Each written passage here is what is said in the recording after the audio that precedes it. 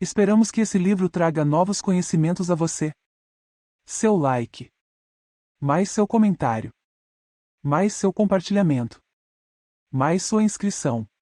Igual nossa enorme gratidão. Não são as perdas nem as quedas que podem fazer fracassar nossas vidas, senão a falta de coragem para levantar e seguir em frente. Samael a 1 Veor. Como gerar a luz dentro de nós mesmos. Moisés disse no Gênesis o seguinte: faça-se a luz e a luz foi feita. Isso não é coisa que corresponda ao passado remotíssimo.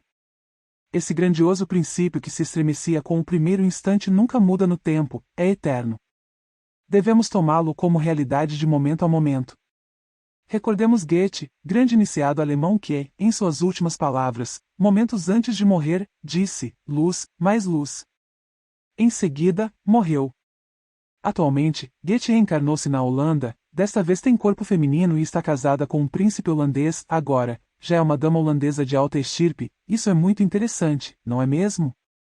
Bem, continuando o que falei com vocês antes, começaremos a estudar o que é essa luz importantíssima, porque enquanto alguém viver em trevas, anela a luz porque está cego. A pessoa que está dentro de um socavão em um subterrâneo, nas trevas, o que mais anela é a luz. A essência é o mais digno e o mais decente que temos em nosso interior. A essência advém, originalmente, da Via Láctea onde ressoa a nota musical Lá. Depois passa para a nota Solve, a seguir, vem a este mundo físico com a nota Mi. A essência é bela, digamos que é uma fração do princípio humano e crístico de cada um, é a alma humana que normalmente mora no mundo causal. Por isso, com justa razão, disse que nossa consciência em Cristo há de nos salvar.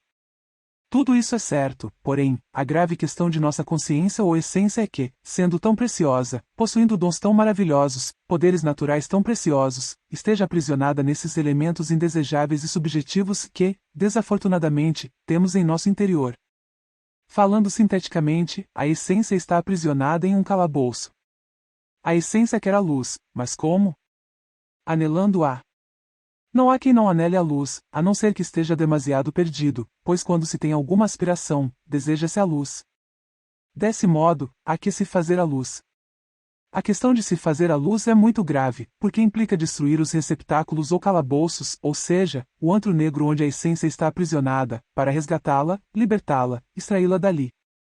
Tudo isso para tornar-se um verdadeiro vidente, um ser luminoso e desfrutar dessa plenitude que, por natureza, corresponde-nos e, a qual temos, verdadeiramente, direito. Todavia, ocorre que necessitamos de uma série de atos de tremendo heroísmo para libertarmos nossas almas e tirá-las do calabouço onde estão aprisionadas, precisamos roubá-las das trevas. Seria interessante que vocês compreendessem, verdadeira e conscientemente, isto que estou dizendo, porque poderia até ocorrer que, ouvindo, não escutassem ou não percebessem o sentido dessas palavras. Há que saber valorizar e entender tudo o que lhes estou afirmando. Resgatar a alma, tirá-la das trevas, é bonito, porém não é fácil, o normal é que permaneça aprisionada. Ninguém poderia desfrutar da iluminação autêntica, enquanto a essência, a consciência ou a alma, estiver engarrafada e aprisionada nas trevas, e isso é grave.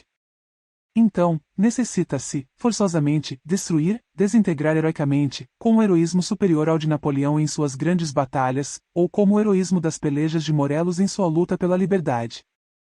É preciso esse heroísmo inigualável, para poder libertar a pobre alma e tirá-la das trevas. Necessita-se, antes de tudo, como disse aqui, na conferência passada, conhecer as técnicas e os procedimentos que conduzem à destruição desses elementos onde a alma está engarrafada e prisioneira, para que tenhamos a iluminação. Antes de tudo, há que se começar por compreender a necessidade de saber observar.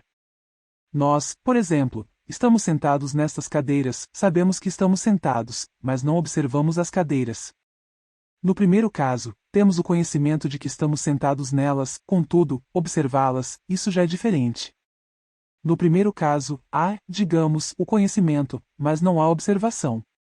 Para efetivarmos a observação requer-se uma observação especial, observar de que material são feitas e depois entrar em meditação, descobrir seus átomos, suas moléculas, requer uma atenção dirigida.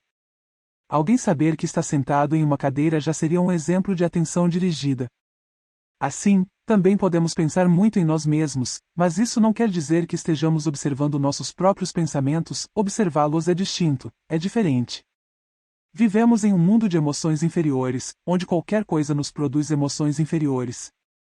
Sabemos que temos tais emoções, porém, uma coisa é alguém saber que se encontra em um estado negativo, e outra coisa é observar o estado negativo em que se encontra, que é algo completamente diferente. Vejamos um exemplo.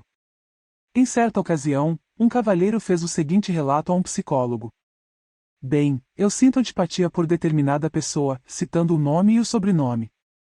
O psicólogo respondeu. Observe-a, observe-a. O cavalheiro então respondeu. No entanto, para que eu vou observá-la se eu já a conheço? O psicólogo concluiu que ele não a queria observar, que a conhecia, mas não queria observá-la.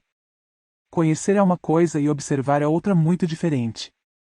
Alguém pode saber que tem um pensamento negativo, contudo isso não significa que o esteja observando. Uma pessoa pode saber que se encontra em um estado negativo, mas sem observá-lo. Na vida prática, vemos que, dentro de nós, há muitas coisas que deveriam nos causar vergonha, comédias ridículas, questões interiores grotescas, pensamentos doentios. Saber que possuímos não significa que temos observado. Alguém poderia dizer o seguinte: sim, neste momento tenho um pensamento doentio, no entanto uma coisa é saber o que se tem e outra coisa é observar, que é totalmente diferente. Portanto, antes de alguém eliminar tal ou qual elemento psicológico indesejável, primeiramente necessita de aprender a observar o defeito com o propósito de obter uma transformação, porque certamente, se não aprende a se auto-observar, qualquer possibilidade de mudança torna-se impossível. Quando alguém aprende a se auto-observar, desenvolve, em si mesmo, o sentido de auto-observação. Normalmente, esse sentido está atrofiado e degenerado no ser humano. Não obstante, à medida que utilizamos o sentido de auto-observação psicológica, ele vai progredindo, desenvolvendo-se. Como primeiro ponto de vista, evidenciamos através da auto-observação que até os pensamentos mais insignificantes, as comédias ridículas que ocorram internamente sem nunca se exteriorizarem, não são próprios, são criados por outros, pelos eus. O grave é quando alguém se identifica com essas comédias, ridicularias e protestos, e desencadeiam a ira e outros eus. Quando alguém se identifica com qualquer um desses extremos interiores, o eu causa recebe mais força e, assim, qualquer possibilidade de eliminação se torna cada vez mais difícil. De maneira que a observação é vital quando se trata de proporcionar uma mudança radical em nós mesmos. Os distintos eus que vivem no interior de nossa psique são muito astutos e sagazes. Eles apelam, muitas vezes, para esses filmes das recordações que carregamos no centro intelectual. Suponhamos que alguém, no passado, esteve fornicando com outra pessoa do sexo oposto, e que está insistindo ou não em eliminar a luxúria. Então, o eu da luxúria apelará, apoderar-se-á do centro das recordações, do centro intelectual, apropriar-se-á do filme das recordações de que tenha necessidade, e o fará passar pela fantasia da pessoa. Esse eu se fortificará, ficará cada vez mais forte. Por todas essas coisas, vocês devem compreender a necessidade da auto-observação. Não seria possível uma transformação verdadeira e definitiva, se não aprendemos a nos auto-observar. Conhecer não é observar, pensar também não é observar. Muitos creem que pensar em si mesmos é observar, mas não é assim. Alguém pode estar pensando em si, porém não está se observando. É tão distinto pensar em si mesmo e observar, como a sede é diferente da água, e vice-versa. Obviamente, ninguém deve identificar-se com nenhum dos eus. Para se auto-observar, a pessoa precisa se dividir em duas partes ou metades, uma parte que observa e outra parte que é observada.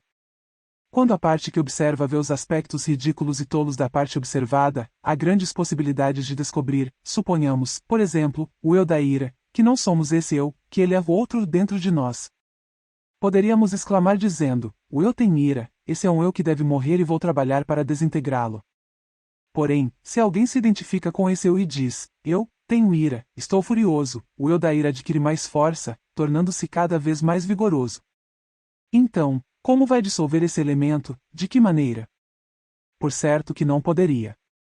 Assim, você não deve se identificar com esse eu, com suas zangas e tragédias, porque acaba se identificando e vivendo em suas criações egóicas, o que também é absurdo. À medida que alguém vai trabalhando sobre si mesmo, vai penetrando cada vez mais profundamente, e não deve deixar de observar nenhum pensamento, por mais insignificante que seja. Qualquer desejo, por mais passageiro que seja, qualquer reação, devem ser motivos de observação, porque todos provêm de tal ou qual eu. Agora, se queremos fabricar a luz e libertar a alma, vamos permitir que esses eus continuem existindo? Seria absurdo. Não resta outro remédio senão reduzi-los a pó. No entanto, não poderíamos reduzir a poeira um elemento egóico que não observamos previamente e então, necessitamos saber observar todos esses processos psicológicos. Nesta questão, temos que cuidar também da tagarelice interior negativa, caracterizada pelas absurdas conversações íntimas, que nunca se exteriorizam e, naturalmente, necessitamos de corrigir tais processos negativos. Temos que aprender a guardar silêncio, saber falar quando se deve falar, saber calar quando se deve calar. Isso é lei, não somente para o mundo físico, o mundo exterior, mas também para o mundo interior. A tagarelice interior negativa vem, mais tarde, a se exteriorizar fisicamente. É importantíssimo eliminar a tagarelice interior negativa porque é muito prejudicial. Temos que aprender a guardar o silêncio interior. Normalmente, entende-se por silêncio mental quando alguém esvazia a mente de todo tipo de pensamentos, quando logra a quietude e o silêncio da mente, através da meditação. Todavia, há outro tipo de silêncio. Suponhamos que se apresente diante de nós um caso de juízo crítico, com relação a um semelhante. Quando mentalmente guardamos silêncio, não julgamos, não condenamos e ficamos calados, tanto externa como internamente, nesse caso, há silêncio interior. As ações da vida prática, no final, devem manter-se em íntima correspondência com uma conduta interior perfeita. Quando os feitos da vida prática concordam com uma conduta interior perfeita, é sinal de que já estamos criando, em nós mesmos, o famoso corpo mental.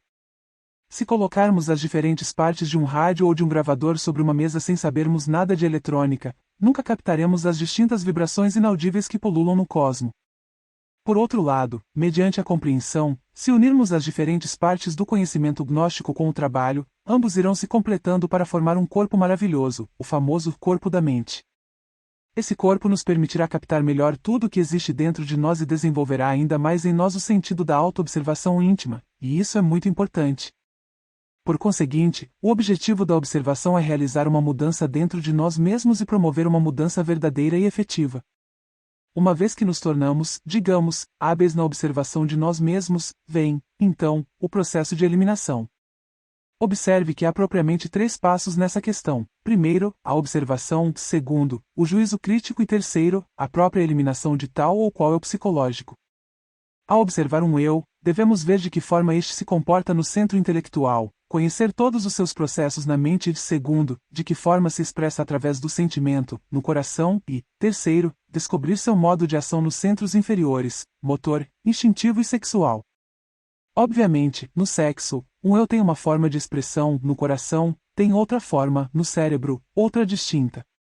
No cérebro, um eu se manifesta através da questão intelectual, razões, justificações, evasivas e escapatórias, no coração, como um sofrimento, como um afeto, como um suposto amor, quando muitas vezes, é uma questão de luxúria, já nos centros motor, instintivo e sexual, tem outra forma de expressão, como ação, instinto e impulsos lascivos. Se temos, por exemplo, um caso concreto de luxúria, um eu luxurioso, diante de uma pessoa do sexo oposto, na mente, pode ser que se manifeste com pensamentos constantes. Poderia manifestar-se no coração como afeto, como um amor aparentemente puro, livre de toda mácula, de tal maneira que alguém poderia, perfeitamente, justificar-se e dizer: bem, não sinto luxúria por essa pessoa, o que estou sentindo é amor. Não obstante, quando a pessoa se auto-observa, quando tem muito cuidado com sua máquina e observa o seu centro sexual, evidencia que não há amor puro pela pessoa, mas o que há na verdade é luxúria. Vejam quão fino é o delito. A luxúria pode, perfeitamente, disfarçar-se, no coração, de amor e escrever versos, porém a luxúria é disfarçada. Se a pessoa é cuidadosa e observa esses 3 centros da máquina, pode evidenciar que se trata de um eu. Descobrindo que se trata de um eu, conhecendo seus processos nos centros, ou seja, sua ação no intelecto, no coração e no sexo, procede, então, com a terceira fase. E qual é a terceira fase? A execução, esta é a fase final do trabalho. Nesse caso, necessita-se de apelar para a oração no trabalho. Porém, o que se entende por oração no trabalho? A oração no trabalho deve ser feita com base na íntima recordação de si mesmo. Em alguma ocasião, dissemos que há 4 tipos de homens, ou 4 estados de consciência, para ser mais claro. O primeiro estado de consciência corresponde ao sono.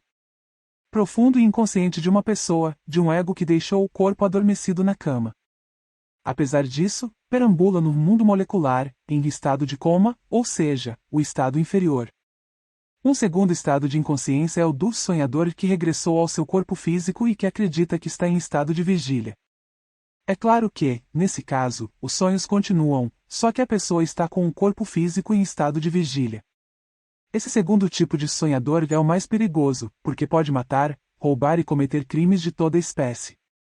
Por outro lado, no primeiro caso, o sonhador está num estado mais infra-humano, muito embora não possa fazer nenhuma dessas coisas. Como poderia fazê-lo? Como poderia causar algum dano? Quando o corpo está passivo para os sonhos, a pessoa não pode causar dano a ninguém, no mundo físico. Por isso é que as escrituras sagradas insistem na necessidade de se despertar. No caso, há dois tipos de pessoas: os que se encontram, digamos, nos estados de inconsciência profunda, ou aqueles que seguem sonhando e têm seu corpo ativo para os sonhos, que até oram.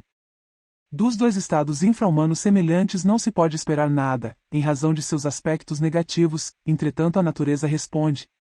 Por exemplo, uma pessoa inconsciente, adormecida, que reza para resolver um negócio, pode ser que seus eus, que são tão inumeráveis, não estejam de acordo com o que ela está pedindo. É tão somente um dos eus que está fazendo a oração e os outros não foram levados em conta. Pode ser que os demais eus não se interessem por tal negócio, que não estejam de acordo.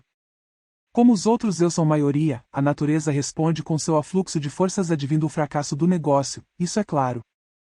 Então, para que a oração tenha um valor efetivo, no trabalho sobre si mesmo, a pessoa precisa se colocar no terceiro estado de consciência, que é o da íntima recordação de si mesma, isto é, de seu próprio ser. Absorto em profunda meditação, concentrado em sua Mãe Divina interior, suplicando que elimine de sua psique seu que quer desintegrar. Pode ser que a Mãe Divina, nesse momento, haja decapitado tal eu, todavia nem com isso o trabalho está todo concluído. A Mãe Divina não vai desintegrar instantaneamente todos os eus. Há necessidade, de quando não se desintegra tudo, de se ter muita paciência. Em trabalhos sucessivos, através do tempo, ter paciência. O eu se vai desintegrando lentamente, perdendo seu volume e tamanho. Um eu pode ser espantosamente horrível, apesar disso, à medida que vai perdendo seu volume, vai embelezando-se, depois, toma a aparência de uma criança e, por último, torna-se pó.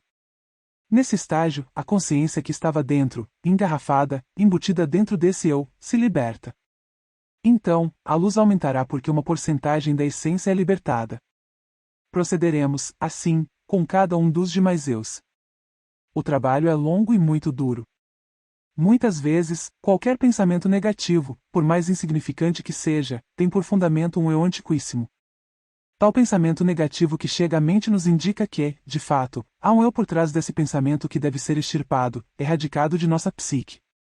Há que estudá-lo, conhecer suas manobras, compreender como se comporta e atua nos três centros, no intelectual, no emocional e no centro motor instintivo sexual. De acordo com seu comportamento, a pessoa vai conhecendo cada eu.